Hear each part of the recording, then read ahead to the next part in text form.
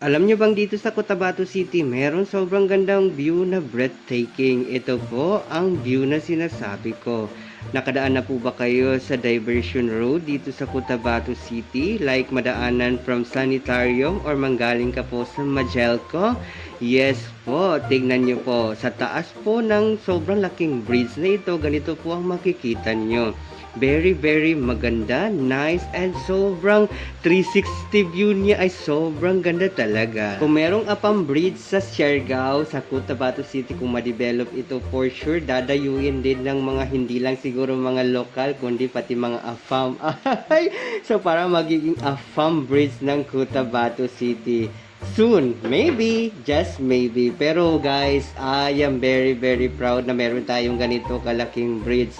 Yun nga lang, hindi lang siya sa sentro ng city. Pero of course, pag nandun ka po, ganito po kaganda ang view na makikita ninyo.